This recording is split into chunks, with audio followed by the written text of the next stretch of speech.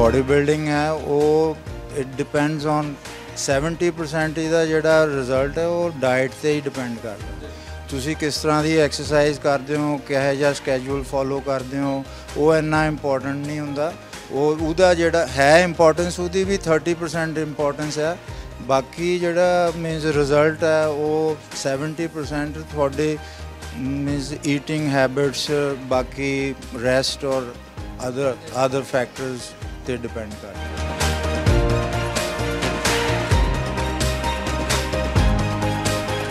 ਪਹਿਲਾਂ ਤਾਂ ਮੈਂ ਡਾਈਟ ਦੇ ਬਾਰੇ ਕਲੈਰੀਫਾਈ ਕਰ ਦਵਾਂ। ਡਾਈਟ 70% ਦਾ ਮਤਲਬ ਇਹ ਨਹੀਂ ਹੈ ਕਿ ਜ਼ਿਆਦਾ ਖਾਣਾ, ਮੀਨਸ 70% ਡਾਈਟ ਦਾ ਮਤਲਬ ਇੰਟੈਲੀਜੈਂਟਲੀ ਖਾਣਾ ਹੈ, ਕੀ ਜ਼ਰੂਰੀ ਹੈ ਖਾਣਾ, ਕੀ ਛੱਡਣਾ ਜ਼ਰੂਰੀ ਹੈ। ਇਹ ਚੀਜ਼ਾਂ ਇੰਪੋਰਟੈਂਟ ਨੇ।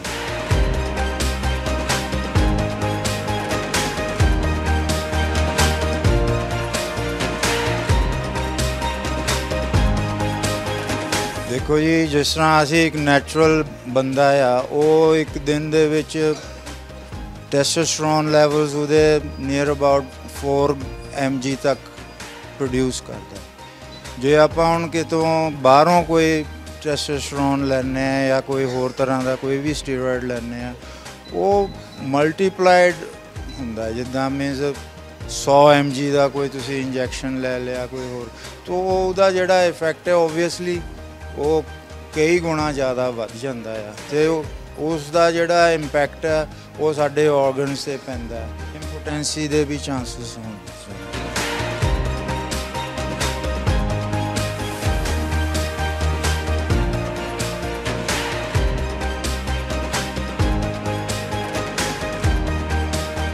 ਅਸੀਂ ਹਰੇਕ ਕਲਾਇੰਟ ਨੂੰ ਇਹੀ ਸਮਝਾਉਣ ਦੀ ਕੋਸ਼ਿਸ਼ ਕਰਦੇ ਹਾਂ ਵੀ ਮੀਨਸ ਬੋਡੀ ਹੈ, ਇਹ ਟਰਾਂਸਫਾਰਮ ਹੋਣ ਨੂੰ ਟਾਈਮ ਲੱਗਦਾ। ਇਟਸ ਨੋਟ ਵੀ ਕੋਈ ਸ਼ਾਰਟਕਟ ਨਹੀਂ ਹੈਗਾ।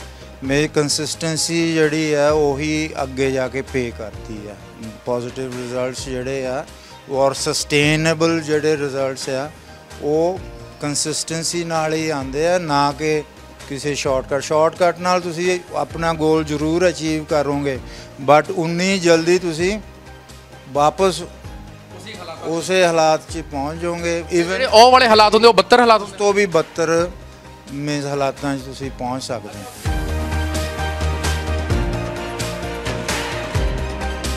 ਦਿਖਾਵਾ ਕਹਿ ਸਕਦੇ ਹੋ ਤੁਸੀਂ, ਬਾਕੀ ਤਾਂ ਡੈਡੀਕੇਸ਼ਨ 'ਤੇ ਸਾਰੇ ਡਿਪੈਂਡ ਕਰਦਾ। ਤੁਸੀਂ ਭਾਵੇਂ ਛੋਟੇ ਜਿਮ 'ਚੋਂ ਚਾਹੇ ਵੱਡੇ ਜਿਮ 'ਚੋਂ, ਜੇ ਤੁਹਾਡੀ ਡੈਡੀਕੇਸ਼ਨ ਹੈ ਆਪਣੇ ਗੋਲ ਦੇ ਪ੍ਰਤੀ, ਫਿਰ ਤੁਸੀਂ ਕਿਸੇ ਵੀ ਈਵਨ ਤੁਸੀਂ ਘਰ 'ਚ ਵੀ ਜੇ ਘੱਟ ਇਕੁਇਪਮੈਂਟ ਵੀ ਹੈ ਤਾਂ ਵੀ ਤੁਸੀਂ ਉਹਦੇ ਨਾਲ ਵੀ ਤੁਸੀਂ ਆਪਣੇ ਗੋਲਸ ਅਚੀਵ ਕਰ ਸਕਦੇ ਹੋ। ਬਾਕੀ ਲੋਕੀ ਕਈ ਆ ਵੀ ਆਪਣੇ ਸਟੇਟਸ ਨੂੰ ਸ਼ੋਅ ਆਫ ਕਰਨ ਲਈ ਵੱਡੇ ਜਿੰਮਾਂ 'ਚ ਜਾਂਦੇ ਆ, ਬਟ ਕੋਈ ਫਰਕ ਨਹੀਂ ਇੰਨਾ ਕੋਈ ਹੈਗਾ।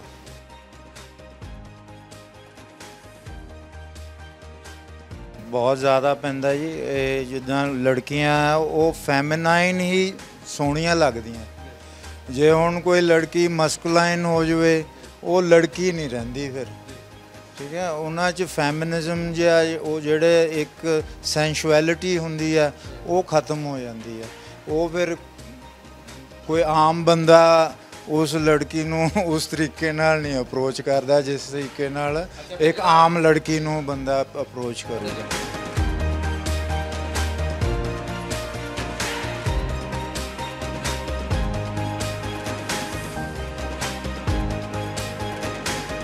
ਤੇ ਮੈਂ ਦੱਸ ਦਿੰਦਾ ਵੀ ਵੇ ਪ੍ਰੋਟੀਨ ਆਈਸੋਲੇਟ ਹੈ ਜਾਂ ਵੇ ਪ੍ਰੋਟੀਨ ਕੰਸਨਟਰੇਟ ਹੈ ਜਾਂ ਇਹ ਫੇਕ ਹੈ, ਕਿਉਂਕਿ ਅਸੀਂ ਇਹ ਚੀਜ਼ਾਂ ਵਰਤੀਆਂ ਅਤੇ ਇਹਦੇ ਮੀਨਸ ਦੱਸਣਾ ਕਾਫੀ ਆਸਾਨ ਹੁੰਦਾ, ਕਿਉਂਕਿ ਸਾਨੂੰ ਜਿਹੜੇ ਸਾਡੇ ਟ੍ਰੇਨਰਾਂ ਨੇ ਵੀ ਦੱਸਿਆ ਇਸ ਦੀ ਪਹਿਚਾਣ ਕੀ ਹੈ।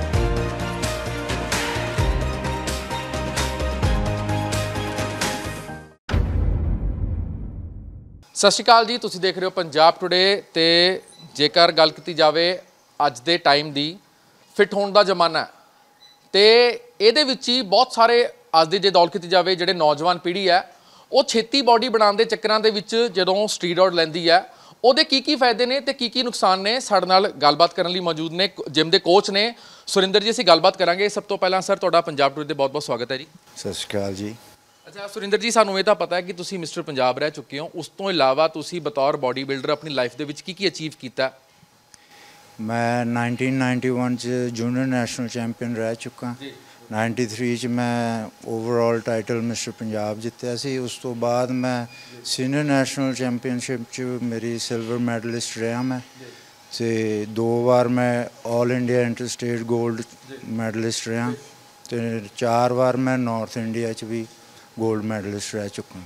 ਅੱਛਾ ਸੁਰਿੰਦਰ ਜੀ, ਤੁਸੀਂ ਇੰਨੇ ਸਾਰੇ ਆਪਣੀ ਲਾਈਫ ਦੇ ਵਿੱਚ ਬਤੌਰ ਬਾਡੀ ਬਿਲਡਰ ਅਚੀਵ ਕੀਤੀਆਂ, ਅਤੇ ਤੁਹਾਨੂੰ ਲੱਗਦਾ ਨਹੀਂ ਕਿਤੇ ਨਾ ਕਿਤੇ ਜਦੋਂ ਬਾਡੀ ਬਿਲਡਰ ਆਪਣੀ ਜ਼ਿੰਦਗੀ ਦੇ ਵਿੱਚ ਇੰਨੀ ਸਾਰੀਆਂ ਉਪਲਬਧੀਆਂ ਪਾ ਲੈਂਦਾ ਅਤੇ ਉਹ ਉਸ ਤੋਂ ਬਾਅਦ ਵੀ ਬਤੌਰ ਇੱਕ ਟ੍ਰੇਨਰ ਦੇ ਤੌਰ 'ਤੇ, ਜਾਂ ਜੇ ਕੋਈ ਫਾਈਨੈਂਸ਼ੀਅਲੀ ਸਟਰੋਂਗ ਨਹੀਂ ਹੈਗਾ, ਜਾਂ ਕਿਸੇ ਕਲੱਬ ਦੇ ਵਿੱਚ ਐਜ਼ ਅ ਬਾਡੀਗਾਰਡ ਲੱਗ ਜਾਂਦਾ, ਤੁਹਾਨੂੰ ਲੱਗਦਾ ਇਹ ਗੱਲ ਗਲਤ ਹੈ ਕਿ ਜਾਂ ਸਹੀ ਹੈ? ਵੈਲ ਇਸ ਦਾ ਰੀਜ਼ਨਸ 2 ਰੀਜ਼ਨਸ ਨੇ। ਕੁਛ ਤਾਂ ਸ਼ੁਰੂ ਮੀਨਸ ਉਹਨਾਂ ਦਾ ਜਿਹੜਾ ਬੈਕਗਰਾਊਂਡ ਹੁੰਦਾ ਉਹ ਥੋੜ੍ਹਾ ਕਈ ਵਾਰੀ ਦੇ ਬਿਲੋਂਗ ਟੂ ਪੂਅਰ ਫੈਮਲੀਜ਼, ਇਸ ਵਜ੍ਹਾ ਨਾਲ ਉਹ ਬਹੁਤਾ ਅੱਗੇ ਰਾਈਜ਼ ਨਹੀਂ ਕਰ ਪਾਉਂਦੇ। ਪਰ ਕਈ ਅੱਛੇ ਵੀ ਹੈ ਜਿਨ੍ਹਾਂ ਨੇ ਬਹੁਤ ਸਾਰੇ ਆਪਣੇ ਚੇਨ ਆਫ ਜਿਮਸ ਖੋਲ੍ਹੇ ਹੋਏ ਆ, ਕਾਮਯਾਬ ਵੀ ਹੈਗੇ ਆ। ਮੀਨਸ ਜਿਸ ਤਰ੍ਹਾਂ ਬਾਕੀ ਡੋਮੇਨਸ 'ਚ ਪ੍ਰੋਫੈਸ਼ਨਲਸ ਆਪਣੀ ਤਰੱਕੀ ਕਰਦੇ ਆ, ਉਸੇ ਤਰ੍ਹਾਂ ਹੀ ਇਸ ਲਾਈਨ 'ਚ ਵੀ ਉਹੀ ਤਰੀਕਾ ਆ ਵੀ ਮੋਸਟਲੀ ਕਈ ਰਾਈਜ਼ ਕਰ ਜਾਂਦੇ ਆ, ਕਈ ਥੱਲੇ ਰਹਿ ਜਾਂਦੇ। ਅੱਛਾ ਬਤੌਰ ਹੁਣ ਤੁਸੀਂ ਇਸ ਜਿਮ ਦੇ ਵਿੱਚ ਟ੍ਰੇਨਰ ਹੋ, ਤੁਹਾਡੇ ਕੋਲ ਬਹੁਤ ਸਾਰੇ ਕੁੜੀਆਂ ਮੁੰਡੇ ਆਉਂਦੇ ਹੋਣੇ ਕਿ ਸਾਨੂੰ ਤਿਆਰ ਕਰ ਦਿਓ ਜਾਂ ਰੈਡੀ ਹੋ ਜਾਓ, ਤੁਹਾਨੂੰ ਲੱਗਦਾ ਕਿ ਅਗਰ ਕਿਸੇ ਬੰਦੇ ਕੋਲ ਉਹਦੇ ਕੋਲ ਇੰਨੀ ਖੁਰਾਕ ਨਹੀਂ ਹੈਗੀ ਖਾਣ ਵਾਸਤੇ, ਲੇਕਿਨ ਉਹ ਜਿਮ ਕਰਨਾ ਚਾਹੁੰਦਾ, ਆਪਣੇ ਆਪ ਨੂੰ ਫਿੱਟ ਬਣਾਉਣਾ ਚਾਹੁੰਦਾ, ਬਾਡੀ ਬਣਾਉਣਾ ਚਾਹੁੰਦਾ, ਤਾਂ ਲੱਗਦਾ ਤੁਹਾਨੂੰ ਬਗੈਰ ਡਾਈਟ ਤੋਂ ਇਹ ਪੋਸੀਬਲ ਹੈਗਾ ਬੰਦੇ ਦੀ, ਆਮ ਬੰਦੇ ਦੀ ਲਾਈਫ ਦੇ ਵਿੱਚ? ਵੈਲ ਜਿਹੜੀ ਬਾਡੀ ਬਿਲਡਿੰਗ ਹੈ ਉਹ ਇਟ ਡਿਪੈਂਡਸ ਔਨ 70% ਇਹਦਾ ਜਿਹੜਾ ਰਿਜ਼ਲਟ ਹੈ ਉਹ ਡਾਈਟ 'ਤੇ ਹੀ ਡਿਪੈਂਡ ਕਰਦਾ। ਤੁਸੀਂ ਕਿਸ ਤਰ੍ਹਾਂ ਦੀ ਐਕਸਰਸਾਈਜ਼ ਕਰਦੇ ਹੋ, ਕਿਹੋ ਜਿਹਾ ਸਕੈਜੂਲ ਫੋਲੋ ਕਰਦੇ ਹੋ, ਉਹ ਇੰਨਾ ਇੰਪੋਰਟੈਂਟ ਨਹੀਂ ਹੁੰਦਾ। ਉਹਦਾ ਜਿਹੜਾ ਹੈ ਇੰਪੋਰਟੈਂਸ, ਉਹਦੀ ਵੀ 30% ਇੰਪੋਰਟੈਂਸ ਹੈ। ਬਾਕੀ ਜਿਹੜਾ ਮੀਨਸ ਰਿਜ਼ਲਟ ਹੈ ਉਹ 70% ਤੁਹਾਡੇ ਮੀਨਸ ਈਟਿੰਗ ਹੈਬਿਟਸ, ਬਾਕੀ ਰੈਸਟ ਔਰ ਅਦਰ ਫੈਕਟਰਸ 'ਤੇ ਡਿਪੈਂਡ ਕਰਦਾ ਹੈ। ਅੱਛਾ ਜਿਵੇਂ ਗੱਲ ਕੀਤੀ ਜਾਵੇ ਡਾਈਟ ਦੀ, ਤੁਸੀਂ ਗੱਲ ਕੀਤੀ ਕਿ 70% ਦੀ ਲੋੜ ਪੈਂਦੀ ਹੈ ਡਾਈਟ ਵਾਸਤੇ, ਹੈ ਨਾ, ਲੇਕਿਨ ਆਮ ਤੌਰ 'ਤੇ ਜਿਹੜੇ ਲੋਕ ਨੇ ਜਿਹੜੇ ਆਪਣੇ ਆਪ ਨੂੰ ਫਿੱਟ ਰੱਖਣਾ ਚਾਹੁੰਦੇ ਨੇ, ਜਾਂ ਤੁਹਾਡੇ ਕੋਲ ਇੱਦਾਂ ਦੇ ਕੋਈ ਬਹੁਤ ਸਾਰੇ ਆਉਂਦੇ ਹੋਣੇ, ਕੁੜੀਆਂ ਵੀ ਆਉਂਦੇ ਹੋਣੇ, ਮੁੰਡੇ ਵੀ ਆਉਂਦੇ, ਲੇਕਿਨ ਅੱਜ ਦੀ ਗੱਲ ਕੀਤੀ ਜਾਵੇ ਤਾਂ ਮੁੰਡਿਆਂ ਅਤੇ ਕੁੜੀਆਂ ਦੋਨਾਂ ਨੂੰ ਇੱਦਾਂ ਲੱਗਦਾ ਕਿ ਅਸੀਂ 3 ਮਹੀਨੇ ਦੇ ਵਿੱਚ, 4 ਮਹੀਨੇ ਦੇ ਵਿੱਚ ਅਸੀਂ ਆਪਣਾ ਸਰੀਰ ਤਿਆਰ ਕਰ ਲਈ, ਉਹਦੇ ਲਈ ਉਹ ਸਟੀਰੋਇਡਸ ਦਾ ਜਿਹੜਾ ਕੀ ਹੈ ਉਹ ਇਸਤੇਮਾਲ ਕਰਦੇ ਨੇ। ਤੁਹਾਨੂੰ ਲੱਗਦਾ ਕਿ ਸਟੀਰੋਇਡ ਲੈਣਾ, ਛੇਤੀ ਬਾਡੀ ਨੂੰ ਬਣਾਉਣਾ, ਇਹ ਕਾਰਗਰ ਹੈ, ਜਾਂ ਇੱਕ ਜਿਹੜਾ ਬੰਦਾ ਸਿੰਪਲ ਤੌਰ ਤਰੀਕੇ ਨਾਲ ਆਪਣੀ ਜ਼ਿੰਦਗੀ ਦੇ ਵਿੱਚ ਬਤੀਤ ਕਰਦਾ ਜਦੋਂ ਜਿਮ ਕਰਦਾ ਉਹ ਰਾਈਟ ਹੈ? ਪਹਿਲਾਂ ਤਾਂ ਮੈਂ ਡਾਈਟ ਦੇ ਬਾਰੇ ਕਲੈਰੀਫਾਈ ਕਰ ਦਵਾਂ। ਡਾਈਟ 70% ਦਾ ਮਤਲਬ ਇਹ ਨਹੀਂ ਹੈ ਕਿ ਜ਼ਿਆਦਾ ਖਾਣਾ, ਮੀਨਸ 70% ਡਾਈਟ ਦਾ ਮਤਲਬ ਇੰਟੈਲੀਜੈਂਟਲੀ ਖਾਣਾ ਹੈ, ਕੀ ਜ਼ਰੂਰੀ ਹੈ ਖਾਣਾ, ਕੀ ਛੱਡਣਾ ਜ਼ਰੂਰੀ ਹੈ, ਇਹ ਚੀਜ਼ਾਂ ਇੰਪੋਰਟੈਂਟ ਨੇ। ਬਾਕੀ ਜਿੱਥੇ ਤੱਕ ਸਟੀਰੋਇਡ ਦੀ ਗੱਲ ਆ ਜਾਂਦੀ ਆ, ਸਟੀਰੋਇਡਸ ਲੋਕ ਯੂਜ਼ ਕਰਦੇ ਨੇ, ਬਟ ਇਹਦਾ ਜਿਹੜਾ ਆਫਟਰ ਇਫੈਕਟ ਹੈ ਉਹ ਬੈਡ, ਬਹੁਤ ਭਿਆਨਕ ਹੁੰਦਾ, ਭਿਆਨਕ ਹੋ ਸਕਦਾ ਹੈ ਕਾਫੀ। ਅੱਛਾ ਕੀ ਭਿਆਨਕ ਜਿਹੜਾ ਕੀ ਹੈ ਬੰਦੇ ਦੇ, ਜਾਂ ਮੁੰਡਿਆਂ ਦੀ ਗੱਲ ਕਰੀਏ ਜਾਂ ਕੁੜੀਆਂ ਦੀ ਗੱਲ ਕਰੀਏ, ਉਹਨਾਂ ਦੇ ਬਾਡੀ ਉੱਤੇ ਕਿੰਨਾ ਇਫੈਕਟ ਪੈਂਦਾ ਹੈ ਸਟੀਰੋਇਡ ਲੈਣ ਦਾ? ਕਿਉਂਕਿ ਅੱਜ ਕੱਲ੍ਹ ਦੀ ਗੱਲ ਕੀਤੀ ਜਾਵੇ ਤਾਂ ਬੰਦਾ ਕਹਿੰਦਾ ਕਿ ਫਟਾਫਟ ਸਾਡੀ ਬਾਡੀ ਜਿਹੜੀ ਹੈ ਤਿਆਰ ਹੋ ਜੇ, ਚਾਹੇ ਉਹ ਮੁੰਡਾ ਹੋਵੇ ਚਾਹੇ ਉਹ ਕੁੜੀ ਹੋਵੇ, ਉਹਨਾਂ ਦੇ ਹਾਰਮੋਨਸ ਦੇ ਵਿੱਚ ਚੇਂਜ ਆਉਂਦਾ ਹੈ ਜਾਂ ਕਿਵੇਂ ਉਹਨਾਂ ਦੀ ਬਾਡੀ ਦੇ ਵਿੱਚ ਚੇਂਜ ਆਉਂਦਾ? ਦੇਖੋ ਜੀ, ਜਿਸ ਤਰ੍ਹਾਂ ਅਸੀਂ ਇੱਕ ਨੈਚੁਰਲ ਬੰਦਾ ਆ, ਉਹ ਇੱਕ ਦਿਨ ਦੇ ਵਿੱਚ ਟੈਸਟੋਸਟੈਰੋਨ ਲੈਵਲਸ ਉਹਦੇ ਨੀਅਰ ਅਬਾਊਟ 4 mg ਤੱਕ ਪ੍ਰੋਡਿਊਸ ਕਰਦਾ। ਜੇ ਆਪਾਂ ਹੁਣ ਕਿਤੋਂ ਬਾਹਰੋਂ ਕੋਈ ਟੈਸਟੋਸਟੈਰੋਨ ਲੈਂਦੇ ਹਾਂ ਜਾਂ ਕੋਈ ਹੋਰ ਤਰ੍ਹਾਂ ਦਾ ਕੋਈ ਵੀ ਸਟੀਰੋਇਡ ਲੈਂਦੇ ਹਾਂ, ਉਹ ਮਲਟੀਪਲਾਈਡ ਹੁੰਦਾ। ਜਿੱਦਾਂ ਮੀਨਸ 100 mg ਦਾ ਕੋਈ ਤੁਸੀਂ ਇੰਜੈਕਸ਼ਨ ਲੈ ਲਿਆ ਕੋਈ ਹੋਰ, ਤਾਂ ਉਹਦਾ ਜਿਹੜਾ ਇਫੈਕਟ ਹੈ ਓਬਵੀਅਸਲੀ ਉਹ ਕਈ ਗੁਣਾ ਜ਼ਿਆਦਾ ਵੱਧ ਜਾਂਦਾ ਆ, ਅਤੇ ਉਸ ਦਾ ਜਿਹੜਾ ਇੰਪੈਕਟ ਹੈ ਉਹ ਸਾਡੇ ਔਰਗਨਸ 'ਤੇ ਪੈਂਦਾ। ਤੁਹਾਡੇ ਮੀਨਸ ਕਿਡਨੀਜ਼ 'ਤੇ ਉਹਨੂੰ ਫਲਸ਼ ਆਊਟ ਕਰਨ ਲਈ ਤੁਹਾਡੀ ਕਿਡਨੀਜ਼ 'ਤੇ ਉਹਦਾ ਬੈਡ ਇੰਪੈਕਟ ਆਉਂਦਾ, ਤੁਹਾਡੇ ਲਿਵਰ 'ਤੇ ਪੈ ਸਕਦਾ ਹੈ, even abnormal growth, bone growth ਹੋ ਸਕਦੀ ਹੈ, ਤੁਹਾਡੇ ਆਈ ਸਾਈਡ 'ਤੇ ਵੀ ਇਫੈਕਟ ਪੈ ਸਕਦਾ, ਤੁਹਾਡੇ ਹੇਅਰ ਲਾਸ ਵੀ ਹੋ ਸਕਦਾ ਹੈ, ਵੋਇਸ ਡੀਪਨਿੰਗ ਹੋ ਜਾਂਦੀ ਆ। ਦੇ ਆਰ ਸੋ ਮੈਨੀ ਅਦਰ ਸਾਈਡ ਇਫੈਕਟਸ ਜਿਹੜੇ ਸਟੀਰੋਇਡਸ ਦੀ ਵਜ੍ਹਾ ਨਾਲ ਇੰਨੇ ਭਿਆਨਕ ਤੁਸੀਂ ਦੱਸਿਆ ਕਿ ਸਟੀਰੋਇਡ ਲੈਣ ਨਾਲ ਇਹ ਸਭ ਕੁਝ ਹੋ ਸਕਦਾ, ਲੇਕਿਨ ਫਿਰ ਇੰਪੋਟੈਂਸੀ ਦੇ ਵੀ ਚਾਂਸਸ ਹੋਣ ਜਨਾ। ਨਹੀਂ ਉਹੀ ਮੈਂ ਗੱਲ ਕਰਦਾ, ਜਿਵੇਂ ਤੁਸੀਂ ਦੱਸਿਆ ਕਿ ਇੰਨੇ ਭਿਆਨਕ ਜਿਹੜੇ ਰਿਜ਼ਲਟ ਸਾਹਮਣੇ ਆਉਂਦੇ, ਉਸ ਤੋਂ ਬਾਅਦ ਵੀ ਜਿਹੜੇ ਲੋਕ ਨੇ ਉਹ ਕਿਤੇ ਨਾ ਕਿਤੇ ਸਟੀਰੋਇਡ ਲੈਣ ਤੋਂ ਹਟਦੇ ਨਹੀਂ। ਤੇ ਅੱਜ ਕੱਲ੍ਹ ਜੇ ਗੱਲ ਕੀਤੀ ਜਾਵੇ ਪ੍ਰੋਟੀਨਾਂ ਦੀ, ਡੱਬਿਆਂ ਦੀ, ਤੇ ਲੋਕੀ ਬਿਨਾਂ ਜਾਣੇ ਪੁੱਛੇ ਭਾਵੇਂ ਡੱਬਾ 5000 ਦਾ ਭਾਵੇਂ ਡੱਬਾ 10000 ਦਾ ਲੈ ਲੈਂਦੇ। ਇਹਦੀ ਨੌਲੇਜ ਹੋਣੀ ਕਿੰਨੀ ਕੁ ਜ਼ਰੂਰੀ ਹੈ ਜਿਹੜੇ ਯੂਥ ਜਿਹੜਾ ਨਵਾਂ ਹੁਣ ਜਿਹੜਾ ਬੋਡੀ ਬਣਾ ਰਿਹਾ? ਅੱਜ ਕੱਲ੍ਹ ਸਰ ਮੋਸਟਲੀ ਲੋਕੀ ਸ਼ਾਰਟਕਟ ਲੱਭਦੇ ਆ, ਠੀਕ ਹੈ ਨਾ। ਉਹ ਕਿਸੇ ਵੀ ਫੀਲਡ 'ਚ ਆਪਾਂ ਚਲੇ ਜਾਈਏ, means they use other means to succeed, ਠੀਕ ਹੈ ਨਾ। ਇਸ ਕਰਕੇ ਬੋਡੀ ਬਿਲਡਿੰਗ 'ਚ ਵੀ ਆ ਕਿਸੇ ਹੋਰ ਸਪੋਰਟਸ 'ਚ ਚੱਲ ਜਾਈਏ, ਚਾਹੇ ਅਸੀਂ ਮੀਨਸ ਜਿਹੜੇ ਗਲੈਮਰ 'ਚ ਹੈਗੇ ਆ ਆਪਣੇ ਸਟਾਰਸ, ਐਕਟਰਸ ਜਾਂ ਮਾਡਲਸ ਆ, ਉਹ ਸਕਸੈਸ ਮੀਨਸ ਉਹਨਾਂ ਨੂੰ ਜਿੱਤਣਾ ਹੀ ਇੰਪੋਰਟੈਂਟ ਲੱਗਦਾ, ਠੀਕ ਹੈ ਨਾ। ਬੋਡੀ ਨਾਲ ਆਪਣੇ ਖਿਲਵਾੜ ਕਰਦੇ, ਉਹਨਾਂ ਨੂੰ ਇਹ ਚੀਜ਼ ਉਹ ਬੈਕ 'ਤੇ ਰੱਖਦੇ ਆ। ਮੇਨ ਉਹਨਾਂ ਦਾ ਫੋਕਸ ਹੁੰਦਾ ਵੀ ਮੈਂ ਹਾਰਨਾ ਨਹੀਂ ਹੈ, ਮੈਂ ਜਿੱਤਣਾ ਹੈ, ਮੈਂ ਜਿੱਤਣਾ, ਚਾਹੇ ਉਹਦੇ ਲਈ ਕਿ ਉਹਦੀ ਕਿੰਨੀ ਵੀ ਜ਼ਿਆਦਾ ਕੋਸਟ ਦੇਣੀ ਪਵੇ। ਅੱਜ ਦੀ ਡੇਟ ਦੇ ਵਿੱਚ ਸਾਰੇ ਚਾਹੁੰਦੇ ਕਿ ਉਹਨਾਂ ਦੇ 6 ਪੈਕ ਐਬ ਹੋਣ। ਅੱਜ ਕੱਲ੍ਹ ਦਾ ਜਿਹੜਾ ਯੂਥ ਹੈ ਇਸ ਦੇ ਵੱਲ ਜ਼ਿਆਦਾ ਧਿਆਨ ਦਿੰਦਾ ਹੈ, ਲੇਕਿਨ ਕਿਤੇ ਨਾ ਕਿਤੇ ਜਦੋਂ ਉਹਨਾਂ ਨੂੰ ਪਤਾ ਹੁੰਦਾ ਕਿ ਸਟੀਰੋਇਡ ਦੇ ਨਾਲ ਸਾਡੀ ਬੋਡੀ ਨੂੰ ਇਹ ਵੀ ਨੁਕਸਾਨ ਹੋ ਸਕਦਾ, ਫਿਰ ਵੀ ਉਹ ਟਲਦੇ ਨਹੀਂ। ਤੁਸੀਂ ਬਤੌਰ ਟ੍ਰੇਨਰ ਉਹਨਾਂ ਨੂੰ ਕਦੀ ਸਮਝਾਈਏ? ਤੁਹਾਡੇ ਕੋਲ ਇੱਦਾਂ ਦੇ ਮੁੰਡੇ ਜਾਂ ਕੁੜੀਆਂ ਕੋਈ ਆਈਆਂ ਜਿਹੜੇ ਕਹਿੰਦੇ ਕਿ ਭਾਈ ਸਾਨੂੰ 3 ਮਹੀਨਿਆਂ 'ਚ ਤਿਆਰ ਕਰ ਦਿਓ ਜਾਂ ਸਾਨੂੰ 4 ਮਹੀਨਿਆਂ ਤਿਆਰ ਕਰ ਦਿਓ? ਇੱਦਾਂ ਦਾ ਤੁਹਾਡੀ ਲਾਈਫ ਦੇ ਵਿੱਚ ਕਿੰਨਾ ਕੁ ਐਕਸਪੀਰੀਅੰਸ ਤੁਸੀਂ ਹੁਣ ਤੱਕ ਇਹਦਾ ਲੈ ਚੁੱਕੇ ਹੋ? ਅਸੀਂ ਹਰੇਕ ਕਲਾਇੰਟ ਨੂੰ ਇਹੀ ਸਮਝਾਉਣ ਦੀ ਕੋਸ਼ਿਸ਼ ਕਰਦੇ ਹਾਂ ਵੀ ਮੀਨਸ ਬੋਡੀ ਹੈ, ਇਹ ਟਰਾਂਸਫਾਰਮ ਹੋਣ ਨੂੰ ਟਾਈਮ ਲੱਗਦਾ ਹੈ। ਇਟਸ ਨਾਟ ਵੀ ਕੋਈ ਸ਼ਾਰਟਕਟ ਨਹੀਂ ਹੈਗਾ। ਮੇਰੀ ਕੰਸਿਸਟੈਂਸੀ ਜਿਹੜੀ ਹੈ ਉਹੀ ਅੱਗੇ ਜਾ ਕੇ ਪੇ ਕਰਦੀ ਹੈ। ਪੋਜ਼ੀਟਿਵ ਰਿਜ਼ਲਟਸ ਜਿਹੜੇ ਆ ਔਰ ਸਸਟੇਨੇਬਲ ਜਿਹੜੇ ਰਿਜ਼ਲਟਸ ਆ ਉਹ ਕੰਸਿਸਟੈਂਸੀ ਨਾਲ ਹੀ ਆਉਂਦੇ ਆ, ਨਾ ਕਿ ਕਿਸੇ ਸ਼ਾਰਟਕਟ ਨਾਲ ਤੁਸੀਂ ਆਪਣਾ ਗੋਲ ਜ਼ਰੂਰ ਅਚੀਵ ਕਰੋਗੇ, ਬਟ ਉਨੀ ਜਲਦੀ ਤੁਸੀਂ ਵਾਪਸ ਉਸੇ ਹਾਲਾਤ 'ਚ ਪਹੁੰਚ ਜਾਓਗੇ। ਇਵਨ ਉਹ ਵਾਲੇ ਹਾਲਾਤ ਹੁੰਦੇ ਉਹ 72 ਹਾਲਾਤ ਉਸ ਤੋਂ ਵੀ 72 ਮੀਨਸ ਹਾਲਾਤਾਂ 'ਚ ਤੁਸੀਂ ਪਹੁੰਚ ਸਕਦੇ। ਮੇਰਾ ਜਿਹੜਾ ਸਭ ਤੋਂ ਮੇਨ ਸਵਾਲ ਇਹ ਹੈ ਕਿ ਜਿਵੇਂ ਅਗਰ ਕੋਈ ਬੰਦਾ ਜਾਂ ਮੈਂ ਸਪੋਜ਼ ਕਰ ਲਓ ਮੈਂ ਡੱਬਾ ਲੈਣ ਜਾਂਦਾ ਮਾਰਕੀਟ ਦੇ ਵਿੱਚ ਕੋਈ ਪ੍ਰੋਟੀਨ ਦਾ, ਤੇ ਮੈਨੂੰ ਕਿਵੇਂ ਪਤਾ ਲੱਗੇਗਾ? ਅੱਜ ਕੱਲ੍ਹ ਜਿਵੇਂ ਪਹਿਲਾਂ ਜਿਵੇਂ ਕਰਿਆਨੇ ਦੀ ਦੁਕਾਨਾਂ ਹੁੰਦੀਆਂ ਸੀ, ਅੱਜ ਦੇ ਟਾਈਮ ਦੀ ਗੱਲ ਕੀਤੀ ਜਾਵੇ ਤੇ ਹਰ ਸੈਕਟਰ ਦੇ ਵਿੱਚ ਤਕਰੀਬਨ 2 ਜਾਂ 3 ਦੁਕਾਨਾਂ ਪ੍ਰੋਟੀਨ ਦੇ ਡੱਬਿਆਂ ਦੀ ਖੁੱਲ੍ਹ ਗਈਆਂ। ਤੇ ਆਮ ਇਨਸਾਨ ਜਾਂ ਜਿਹੜਾ ਬੰਦਾ ਜਿਮ ਗਿਆ ਉਹ ਕਿਵੇਂ ਵੈਰੀਫਾਈ ਕਰੇਗਾ ਕਿ ਭਾਈ ਇਹ ਜਿਹੜਾ ਪ੍ਰੋਟੀਨ ਹੈ ਮੈਂ ਓਰੀਜਨਲ ਲੈ ਰਿਹਾ ਜਾਂ ਡੁਪਲੀਕੇਟ ਲੈ ਰਿਹਾ? ਇਹਦਾ ਆਪਾਂ ਕਿਵੇਂ ਪਛਾਣ ਕਰਾਂਗੇ? ਵੈਲ ਜਿਹੜੀਆਂ ਕੰਪਨੀਆਂ ਪ੍ਰੋਟੀਨਸ ਬਣਾਉਂਦੀਆਂ ਜਾਂ ਆਪਣੇ ਮਾਰਕੀਟ 'ਚ ਹੈਗੇ ਨੇ, ਉਹ ਮੀਨਸ ਕਾਫੀ ਉਹਨਾਂ ਦੀ ਸਿਕਿਉਰਿਟੀ ਮੈਜਰਸ ਉਹ ਯੂਜ਼ ਕਰਦੇ ਆ, ਜਿੱਦਾਂ ਬਾਰ ਕੋਡ ਵਗੈਰਾ ਵੀ ਯੂਜ਼ ਕਰਦੇ ਆ। If you are purchasing any supplement you can ask for a bill, ਠੀਕ ਹੈ ਨਾ। ਇਸ ਦੇ ਨਾਲ ਤੁਹਾਡੀ ਓਥੈਂਸਿਟੀ ਦਾ ਇਹ ਪ੍ਰੋਬਲਮ ਸੋਲਵ ਹੋ ਜਾਂਦਾ। ਪਰ ਜੇ ਤੁਸੀਂ ਮਾਰਕੀਟ 'ਚ ਫੇਕ ਸਪਲੀਮੈਂਟਸ ਵੀ ਮਿਲਦੇ ਆ, ਕਈ ਵਾਰੀ ਲੋਕੀ ਘੱਟ ਪੈਸੇ ਖਰਚ ਕਰਕੇ ਉਸ ਚੀਜ਼ ਨੂੰ ਹਾਸਲ ਕਰਨਾ ਚਾਹੁੰਦੇ ਆ, ਉਸ ਵਜ੍ਹਾ ਨਾਲ ਕਈ ਵਾਰ ਉਹ ਫੇਕ ਚੀਜ਼ਾਂ ਵੀ ਲੈ ਲੈਂਦੇ ਨੇ। ਅੱਛਾ, ਜੇ ਗੱਲ ਕੀਤੀ ਜਾਵੇ ਬੋਡੀਆਂ ਦੀ, ਜਿਵੇਂ ਆਪਾਂ ਬਾਈਚੈਪਸ ਦੀ ਗੱਲ ਕੀਤੀ ਹੈ, ਜਾਂ ਤੇ ਬੰਦੇ ਕਿਤੇ ਅੱਜ ਕੱਲ੍ਹ ਇੱਕ ਬੜਾ ਟਰੈਂਡ ਚੜ੍ਹ ਗਿਆ ਕਿ ਬਾਈ ਜਿਹਦਾ ਸਭ ਤੋਂ ਵੱਡਾ ਡੌਲਾ ਹੁੰਦਾ ਉਹਦੀ ਟੌਰ ਮਤਲਬ ਮੰਨੀ ਜਾਂਦੀ ਹੈ। ਤੇ ਤੁਹਾਨੂੰ ਲੱਗਦਾ ਕਿ ਟੀਕੇ ਲਾਉਣ ਨਾਲ ਕਦੀ ਤੁਹਾਡੇ ਇੱਦਾਂ ਦਾ ਐਕਸਪੀਰੀਅੰਸ ਹੋਇਆ ਕਿ ਤੁਹਾਡੇ ਕੋਲ ਮੁੰਡੇ ਆਉਂਦੇ ਹੁਣ ਜਿਹੜਾ ਕਹੇ ਕਿ ਸਿਰਫ ਸਾਨੂੰ ਆਪਣਾ ਡੌਲਾ ਤਿਆਰ ਕਰਨਾ, ਉਸ ਤੋਂ ਇਲਾਵਾ ਹੋਰ ਕੁਝ ਨਹੀਂ ਚਾਹੀਦਾ? ਇੱਦਾਂ ਦਾ ਤੁਹਾਡੇ ਲਾਈਫ ਐਕਸਪੀਰੀਅੰਸ ਹੋਇਆ ਕਦੀ? ਵੈਲ ਮੋਸਟਲੀ ਕਈ ਪਰਟੀਕੂਲਰ ਮਸਲ ਬੋਡੀ ਪਾਰਟ ਨੂੰ ਇਨਹਾਂਸ ਕਰਨ ਲਈ ਕਰਦੇ ਆ, ਪਰ ਉਹ ਫਿਰ ਇਸ ਤਰ੍ਹਾਂ ਹੁੰਦਾ ਫਿਰ ਉਹ ਉਸੇ ਪਰਟੀਕੂਲਰ ਬੋਡੀ ਪਾਰਟ ਨੂੰ ਜ਼ਿਆਦਾ ਟ੍ਰੇਨ ਕਰਦੇ। ਲੇਕਿਨ ਜਿਹੜਾ ਵੀ ਤੁਸੀਂ ਸਬਸਟੈਂਸ ਲੈ ਰਹੇ ਹੋ ਉਸ ਤੋਂ ਜਾਂ ਮੰਨ ਲਓ ਜੇ ਕੋਈ ਸਟੀਰੋਇਡਸ ਦਾ ਸਹਾਰਾ ਲੈ ਰਿਹਾ ਤਾਂ ਉਹਦਾ ਇਫੈਕਟ ਤਾਂ ਸਾਰੀ ਬੋਡੀ 'ਚ ਆਉਂਦਾ। ਉਹ ਇੱਦਾਂ ਨਹੀਂ ਹੈ ਕਿ ਇੱਕ ਪਰਟੀਕੂਲਰ ਮਸਲ ਪਾਰਟ ਵੱਧ ਜਾਊਗਾ ਤਾਂ ਬਾਕੀ ਉਹਦਾ ਜਿਹੜਾ ਮਾੜਾ ਇਫੈਕਟ ਹੈ ਉਹ ਵੀ ਸਾਰੀ ਬੋਡੀ 'ਤੇ ਹੀ ਆਊਗਾ। ਅੱਛਾ, ਹੁਣ ਆਪਾਂ ਗੱਲ ਕਰਾਂਗੇ ਸੁਰਿੰਦਰ, ਤੁਹਾਡੇ ਕੋਲ ਮੈਂ ਬਾਅਦ 'ਚੋਂ ਆਊਂਗਾ। ਮੈਂ ਸਾਡੇ ਨਾਲ ਮੌਜੂਦ ਹੈ ਯੰਗ ਮੁੰਡਾ ਅਤੇ ਯੰਗ ਕੁੜੀ ਸਾਡੇ ਨਾਲ ਮੌਜੂਦ ਹੈ। ਜਿਮ ਬਾਈ, ਕਿੰਨਾ ਚਿਰ ਹੋ ਗਿਆ ਤੁਹਾਨੂੰ ਜਿਮ ਦੇ ਵਿੱਚ ਆਉਂਦੇ ਹੋਏ? 4 से 5 साल हो गए। ਅੱਛਾ ਮੈਮ, ਤੁਹਾਨੂੰ ਕਿੰਨਾ ਦੇਰ ਹੋ ਗਿਆ? 3 ਤੋਂ 4 ਸਾਲ ਹੋ ਗਏ। 3 ਤੋਂ 4 ਸਾਲ ਹੋ ਗਏ। ਅੱਛਾ, ਜਦੋਂ ਤੁਸੀਂ ਜਿਮ ਦੇ ਵਿੱਚ ਆਏ ਸੀਗੇ, ਮਤਲਬ ਹਰ ਬੰਦਾ ਜਿਵੇਂ ਇੱਕ ਗੋਲ ਸੈੱਟ ਕਰਕੇ ਲੈ ਕੇ ਆਉਂਦਾ ਕਿ ਮੈਂ ਇੰਨੇ ਚਿਰ ਦੇ ਵਿੱਚ ਆਪਣੀ ਬੋਡੀ ਬਣਾਉਣੀ ਆ, ਤੁਸੀਂ ਵੀ ਅੱਜ ਤੱਕ ਕੋਈ ਦੇਖੋ ਸਪਲੀਮੈਂਟ ਕੋਈ ਇਦਾਂ ਦਾ ਲਿਆ ਜਾਂ ਕੋਈ ਇਦਾਂ ਦਾ ਕੋਈ ਡੱਬਾ ਪ੍ਰੋਟੀਨ ਕੋਈ ਲਿਆ ਕਿ ਤੁਸੀਂ ਕਹੋ ਵੀ ਮੈਂ ਛੇਤੀ ਤਿਆਰ ਹੋਣਾ ਆਪਣੇ ਆਪ ਨੂੰ? प्रोटीन्स तो बहुत यूज़ करे हैं, डिफरेंट कंपनीज़ के, हर एक ब्रांड को टेस्ट भी करा हुआ है। बट एज जैसे सर ने बताया 70% डाइट है, सप्लीमेंटेशन बाद में, सबसे पहले डाइट आती है, फिर सप्लीमेंटेशन 2 या 3% काम करती है सिर्फ। ਅੱਛਾ ਜਿਵੇਂ ਹੁਣ ਤੁਸੀਂ ਕਿਹਾ ਕਿ ਸਾਰੇ ਮੈਂ ਕੰਪਨੀ ਦੇ ਪ੍ਰੋਟੀਨ ਜਿਹੜੇ ਟੇਸਟ ਕੀਤੇ ਹੋਏ ਆ, ਇਹ ਮਤਲਬ ਪ੍ਰੋਟੀਨ ਵੀ ਟੇਸਟ ਦੇ ਵਿੱਚ ਕਦੋਂ ਤੋਂ ਬਤੀਤ ਹੋ ਗਿਆ ਕਿ ਆਪਾਂ ਇਹ ਚੀਜ਼ ਟੇਸਟ ਕਰਨੀ ਆ?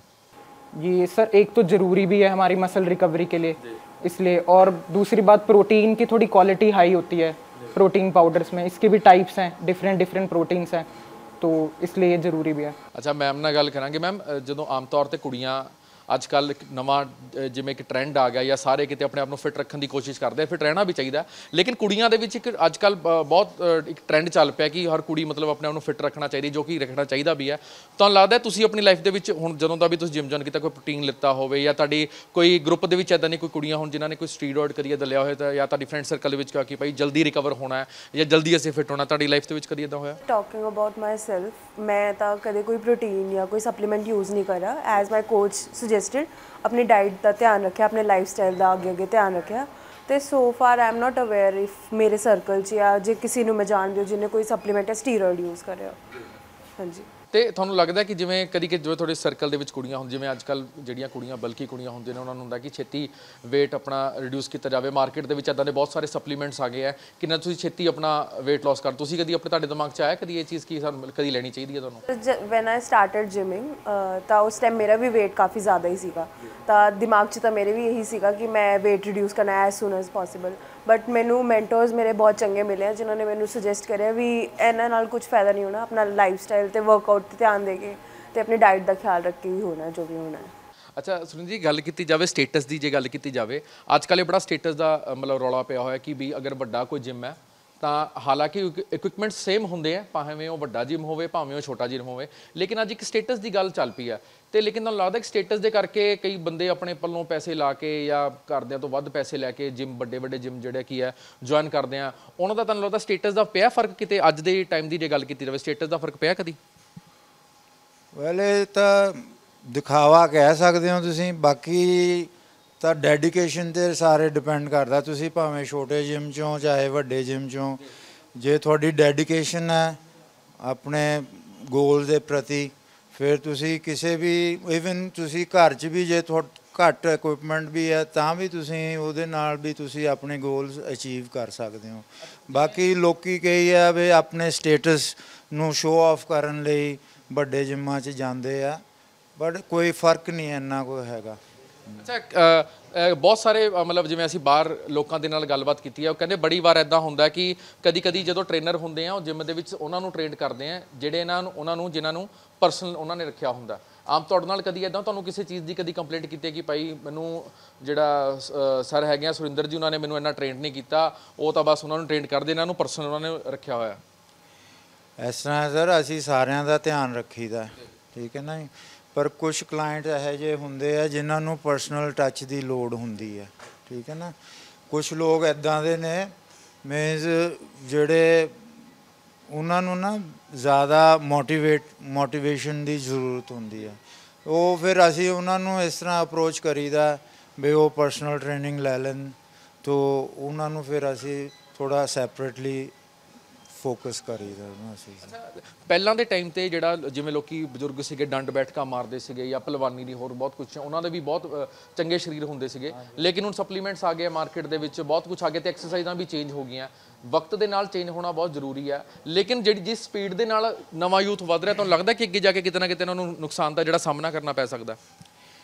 ਇਸ ਤਰ੍ਹਾਂ ਹੈ ਜੇ ਪਾਸਟ ਦੇ ਵਿੱਚ ਜਿਹੜਾ ਵੀ ਮੈਥਡ ਸੀਗਾ ਵਰਕਆਊਟ ਕਰਨ ਦਾ, ਉਹਦੇ ਕੁਝ ਫਾਇਦੇ ਵੀ ਆ ਨੁਕਸਾਨ ਵੀ ਹੈਗੇ ਨਾ। ਜਿੱਦਾਂ ਆਪਾਂ ਹੁਣ ਜਿਹੜਾ ਮਾਡਰਨ ਤਰੀਕਾ ਹੈ ਵਰਕਆਊਟ ਕਰਨ ਦਾ, ਉਹਦੇ ਵਿੱਚ ਅਸੀਂ ਆਪਣੇ ਜੁਆਇੰਟਸ ਨੂੰ ਮਸਲਸ ਨੂੰ ਰਿਕਵਰ ਹੋਣ ਦਾ ਵੀ ਟਾਈਮ ਦਿੰਦੇ ਹਾਂ, ਹੈ ਨਾ। ਇਨ ਦਾ ਪਾਸਟ ਕੀ ਹੁੰਦਾ ਸੀਗਾ, ਇੱਕੋ ਮਸਲ ਦੋ ਬੋਡੀ ਪਾਰਟਸ ਆਪਾਂ ਰੋਜ਼ ਟ੍ਰੇਨ ਕਰਦੇ ਹੁੰਦੇ ਸੀਗੇ, ਡੰਡ ਬੈਠਕਾਂ ਲਾਉਣਾ। ਜੇ ਮੈਂ ਕਹਾਂ ਤੁਹਾਨੂੰ ਰੋਜ਼ ਤੁਸੀਂ 500 ਡੰਡ ਬੈਠਕਾਂ ਲਾਓ, ਉਹਦੇ ਨਾਲ ਤੁਹਾਡੇ ਜੁਆਇੰਟਸ 'ਤੇ ਉਹਦਾ ਮਾੜਾ ਇਫੈਕਟ ਆਉਂਦਾ, ਕਿਉਂਕਿ ਬੋਡੀ ਨੂੰ ਰਿਕਵਰ ਕਰਨ ਦਾ ਟਾਈਮ ਨਹੀਂ ਮਿਲਦਾ। ਉਹ ਉਸ ਦੀ ਵਜ੍ਹਾ ਨਾਲ ਮੀਨਸ ਇਨ ਫਿਊਚਰ ਸਾਡੇ ਜੁਆਇੰਟਸ 'ਤੇ ਉਹਦਾ ਮਾੜਾ ਇਫੈਕਟ ਆਉਣਾ। ਇਸੇ ਕਰਕੇ ਫਿਰ ਮਾਡਰਨ ਈਰਾ ਦੇ ਵਿੱਚ ਇਹ ਜਿਹੜੀ ਬੋਡੀ ਬਿਲਡਿੰਗ ਹੈ ਜਾਂ ਜਿਮਿੰਗ ਹੈ, ਇਹ ਵਰਕਆਊਟ ਜੇ ਡਿਜ਼ਾਈਨ ਕੀਤਾ ਗਿਆ ਹੈ ਇਟਸ ਨਾਟ ਅ ਨੈਚੁਰਲ ਫਿਨੋਮੀਨਾ। ਠੀਕ ਹੈ, ਇਹਨੂੰ ਡਿਜ਼ਾਈਨ ਕੀਤਾ ਗਿਆ ਹੈ ਉਹ ਇਸ ਤਰੀਕੇ ਨਾਲ, ਤਾਂ ਕਿ ਮੀਨਸ ਇੱਕ ਦਿਨ ਤੁਸੀਂ ਕੋਈ ਹੋਰ ਮਸਲ ਕਰਦੇ ਹੋ, ਦੂਸਰੇ ਦਿਨ ਕੋਈ ਹੋਰ ਬੋਡੀ ਪਾਰਟ ਨੂੰ ਟ੍ਰੇਨ ਕਰਦੇ ਆ। ਉਹਦੇ ਨਾਲ ਕੀ ਫਾਇਦਾ ਹੁੰਦਾ ਕਿ ਤੁਹਾਡੇ ਜਿਹੜਾ ਤੁਸੀਂ ਅੱਜ ਮਸਲ ਪਾਰਟ ਟ੍ਰੇਨ ਕੀਤਾ ਬੋਡੀ ਪਾਰਟ, ਉਹ ਰਿਕਵਰ ਕਰਨ ਦਾ ਉਹਨੂੰ ਚਾਂਸ ਮਿਲਦਾ। ਅੱਛਾ ਜੀ, ਗੱਲ ਕੀਤੀ ਜਾਵੇ, ਆਪਾਂ ਗੱਲ ਕਰ ਰਹੇ ਸੀ ਕਿ ਸਟੀਰੋਇਡ ਦੇ ਨਾਲ, ਅੱਛਾ ਕੁੜੀਆਂ ਦੇ ਸਰੀਰ ਤੇ ਦਾ ਕਿੰਨਾ ਕੁ ਇਫੈਕਟ ਪੈਂਦਾ? ਕਿਉਂਕਿ ਅਸੀਂ ਇੱਦਾਂ ਦੀਆਂ ਬਹੁਤ ਸਾਰੀ ਵੀਡੀਓਜ਼ ਦੇਖੀਆਂ ਕਿ ਜਿਵੇਂ ਕੁੜੀਆਂ ਦਾ ਬੋਡੀ ਬਿਲਡਿੰਗ ਤੋਂ ਬਾਅਦ ਬੇਸ਼ੱਕ ਉਹ ਪ੍ਰੋਫੈਸ਼ਨਲ ਹੋ ਜਾਂਦੀ ਹੈ, ਲੇਕਿਨ ਉਹਨਾਂ ਦਾ ਇੱਕ ਬੋਡੀ ਸਟਰਕਚਰ ਦੇ ਵਿੱਚ ਉਹਨਾਂ ਦਾ ਬਹੁਤ ਵੱਡਾ ਚੇਂਜ ਆ ਜਾਂਦਾ। ਇਨਫੈਕਟ ਕਿ ਉਹਨਾਂ ਦਾ ਜਿਹੜਾ ਫੇਸ ਵੀ ਆ ਉਹ ਵੀ ਚੇਂਜ ਹੋਣਾ ਸ਼ੁਰੂ ਹੋ ਜਾਂਦਾ। ਤੇ ਕਿੰਨਾ ਉਹਨਾਂ ਦੇ ਆਰਗਨਸ ਤੇ ਵੀ ਫਰਕ ਪੈਂਦਾ ਇਸ ਚੀਜ਼ ਦਾ, ਸਟੀਰੋਇਡਸ ਦਾ? ਬਹੁਤ ਜ਼ਿਆਦਾ ਪੈਂਦਾ ਜੀ। ਇਹ ਜਿੱਦਾਂ ਲੜਕੀਆਂ ਉਹ ਫੈਮਿਨਾਈਨ ਹੀ ਸੋਹਣੀਆਂ ਲੱਗਦੀਆਂ। ਜੇ ਹੁਣ ਕੋਈ ਲੜਕੀ ਮਸਕੂਲਾਈਨ ਹੋ ਜਾਵੇ, ਉਹ ਲੜਕੀ ਨਹੀਂ ਰਹਿੰਦੀ ਫਿਰ। ਠੀਕ ਹੈ, ਉਹਨਾਂ 'ਚ ਫੈਮਿਨਿਜ਼ਮ ਜਿਹਾ, ਉਹ ਜਿਹੜੇ ਇੱਕ ਸੈਂਸ਼ੁਅਲਿਟੀ ਹੁੰਦੀ ਆ, ਉਹ ਖਤਮ ਹੋ ਜਾਂਦੀ ਹੈ। ਉਹ ਫਿਰ ਕੋਈ ਆਮ ਬੰਦਾ ਉਸ ਲੜਕੀ ਨੂੰ ਉਸ ਤਰੀਕੇ ਨਾਲ ਨਹੀਂ ਅਪਰੋਚ ਕਰਦਾ ਜਿਸ ਤਰੀਕੇ ਨਾਲ ਇੱਕ ਆਮ ਲੜਕੀ ਨੂੰ ਬੰਦਾ ਅਪਰੋਚ ਕਰੂਗਾ। ਜਿਵੇਂ ਮਤਲਬ ਜਿਹੜਾ ਬੰਦਾ ਜਿਮ ਕਰਦਾ, ਜਿਹੜਾ ਆਪ ਬੋਡੀ ਬਿਲਡਰ ਹੈ ਜਾਂ ਕੁੜੀ ਜਿਹੜੀ ਹੈ, ਅੱਛਾ ਫਿਰ ਇਹ ਤਾਂ ਮਤਲਬ ਜਿਹੜਾ ਜਿਵੇਂ ਅੱਜ ਦਾ ਸਾਡਾ ਜਿਹੜਾ ਸਮਾਜ ਹੈ, ਗੱਲ ਕੀਤੀ ਜਾਵੇ ਕੁੜੀਆਂ ਬਹੁਤ ਸਾਰੀਆਂ ਬਾਹਰ ਜਾਂਦੀਆਂ ਨੇ, ਉਹ ਜਿਮ ਕਰਦੀਆਂ ਨੇ ਨਾ, ਆਪਾਂ ਬਹੁਤ ਸਾਰੀ ਤਸਵੀਰਾਂ ਦੇਖਦੇ ਹਾਂ, ਕੁੜੀਆਂ ਨੇ ਵਧੀਆ 골ਡ ਮੈਡਲ ਲੈ ਕੇ ਆਈਆਂ, ਅਚੀਵ ਕੀਤਾ ਹੋਇਆ, ਉਹਨਾਂ ਦੇ ਉਹਦੇ ਫੇਸਿਸ ਚੇਂਜ ਹੋ ਗਏ ਉਹਨਾਂ ਦੇ, ਲੇਕਿਨ ਫਿਰ ਵੀ ਉਹ ਜਿਹੜੀ ਘਰ ਗ੍ਰਸਤੀ ਆ ਉਹ ਚਲਾ ਰਹੀਆਂ। ਤੁਹਾਨੂੰ ਲੱਗਦਾ ਇਸ ਤੋਂ ਬਾਹਰ ਨਿਕਲੀਆਂ ਨੇ ਕੁੜੀਆਂ ਤੇ ਕਿਤੇ ਨਾ ਕਿਤੇ ਅੱਜ ਦੇ ਦੌਰ ਨੂੰ ਦੇਖਦੀਆਂ ਹੋਈਆਂ ਨਿਕਲੀਆਂ, ਜਾਂ ਉਹਨਾਂ ਨੂੰ ਵੀ ਕਿਤੇ ਨਾ ਕਿਤੇ ਕਰੇਜ਼ ਹੁੰਦਾ ਕਿ ਅਸੀਂ ਕੁਝ ਹਟ ਕੇ ਕਰੀਏ ਜਾਂ ਕੁਝ ਨਵਾਂ ਕਰੀਏ, ਭਾਵੇਂ ਉਹਨਾਂ ਦੇ ਸਰੀਰ ਦਾ ਹੀ ਨੁਕਸਾਨ ਹੋ ਰਿਹਾ ਹੋਵੇ? ਨਹੀਂ, ਪਰ ਇਹ ਸੋਚ ਕੇ ਤਾਂ ਨਹੀਂ ਕਰਦੀਆਂ ਵੀ ਉਹਨਾਂ ਦਾ ਸਰੀਰ ਦਾ ਨੁਕਸਾਨ ਹੋਵੇ। ਮੀਨਸ ਅੱਛੀ ਗੱਲ ਹੈ, ਅੱਗੇ ਵਧਣਾ ਚਾਹੀਦਾ ਲੜਕੀਆਂ ਨੂੰ ਵੀ, ਆਪਣਾ ਧਿਆਨ ਰੱਖਦੇ ਹੋਏ। ਠੀਕ ਹੈ ਨਾ। ਬਲਕੀਨੈਸ ਦੀ ਗੱਲ ਕੀਤੀ ਜਾਵੇ, ਜਿਵੇਂ ਫੇਸ ਦੇ ਵਿੱਚ ਹੀ ਪੂਰਾ ਚੇਂਜ ਆ ਜਾਂਦਾ। ਨਹੀਂ, ਉਹ ਦੇਖੋ ਇਹ ਜ਼ਰੂਰੀ ਨਹੀਂ ਹੈ। ਹੁਣ ਇੱਕ ਲੜਕੀ ਹੈ, ਉਹਦੇ ਵਿੱਚ ਟੈਸਟੋਸਟੈਰੋਨ ਨਹੀਂ ਇੰਨਾ ਹੁੰਦਾ, ਬੰਦਿਆਂ ਦੇ ਵਿੱਚ ਟੈਸਟੋਸਟੈਰੋਨ ਹਾਰਮੋਨ ਹੁੰਦਾ। ਇਸ ਕਰਕੇ ਜਿਹੜੀ ਲੜਕੀ ਨੂੰ ਜ਼ਿਆਦਾ ਮਿਹਨਤ ਕਰਨੀ ਪੈਂਦੀ ਹੈ ਬੰਦਿਆਂ ਨਾਲੋਂ, ਸਲਿਮ ਹੋਣ ਲਈ ਜਾਂ ਮੀਨਸ ਆਪਣੇ ਗੋਲਸ ਨੂੰ ਅਚੀਵ ਕਰਨ ਲਈ। ਅਤੇ ਬਾਕੀ ਮੈਂ ਨਹੀਂ ਸਮਝਦਾ ਕਿ ਮੀਨਸ ਕੁੜੀਆਂ ਨਾ ਕਰਨ। ਇਹ ਤਾਂ ਬਹੁਤ ਅੱਛੀ ਗੱਲ ਹੈ ਕਿ ਕੁੜੀਆਂ ਆਪਣਾ ਹੈਲਥ ਦਾ ਖਿਆਲ ਰੱਖਣਾ ਚਾਹੁੰਦੀਆਂ ਨੇ। ਮੈਂ ਕਹੂੰਗਾ ਮੈਮ ਸੈਟੀਸਫਾਈ ਹੋ ਇਹਨਾਂ ਦੇ ਜਵਾਬ ਦੇ ਨਾਲ? ਬਿਲਕੁਲ ਸਰ।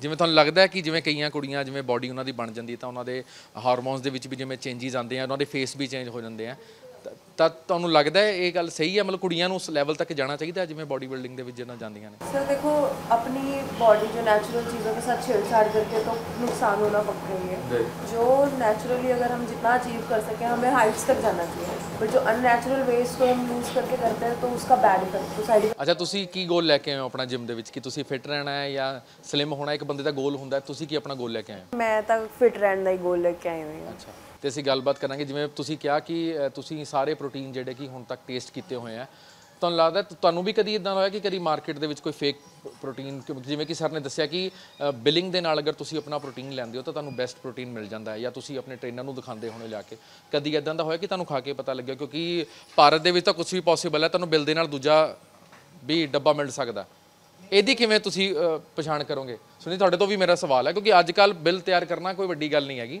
ਤੇ ਇਹਦਾ ਕਿਵੇਂ ਪਛਾਣ ਕਰੋਗੇ? ਮੈਂ ਡੱਬਾ ਲਿਆਇਆ 10,000 ਦਾ, ਮੈਂ ਬਿੱਲ ਵੀ ਲੈ ਕੇ ਆ ਗਿਆ। ਇਸ ਤਰ੍ਹਾਂ ਹੈ ਜੀ, ਜਿਸ ਤਰ੍ਹਾਂ ਜਿਹੜੇ ਐਕਸਪੀਰੀਅੰਸਡ ਹੈ, ਜਿੱਦਾਂ ਮੈਨੂੰ ਹੁਣ ਇਸ ਫੀਲਡ 'ਚ ਕਾਫੀ ਟਾਈਮ ਹੋ ਗਿਆ ਹੈ ਨਾ, ਅਤੇ ਮੈਂ ਦੱਸ ਦਿੰਦਾ ਵੀ ਇਹ ਵੇ ਪ੍ਰੋਟੀਨ ਆਈਸੋਲੇਟ ਹੈ, ਇਹ ਵੇ ਪ੍ਰੋਟੀਨ ਕੰਸਨਟਰੇਟ ਹੈ, ਜਾਂ ਇਹ ਫੇਕ ਹੈ। ਕਿਉਂਕਿ ਅਸੀਂ ਇਹ ਚੀਜ਼ਾਂ ਵਰਤੀਆਂ, ਅਤੇ ਇਹਦੇ ਮੀਨਸ ਦੱਸਣਾ ਕਾਫੀ ਆਸਾਨ ਹੁੰਦਾ, ਕਿਉਂਕਿ ਸਾਨੂੰ ਜਿਹੜੇ ਸਾਡੇ ਟ੍ਰੇਨਰਾਂ ਨੇ ਵੀ ਦੱਸਿਆ ਇਸ ਦੀ ਪਹਿਚਾਣ ਕੀ ਹੈ।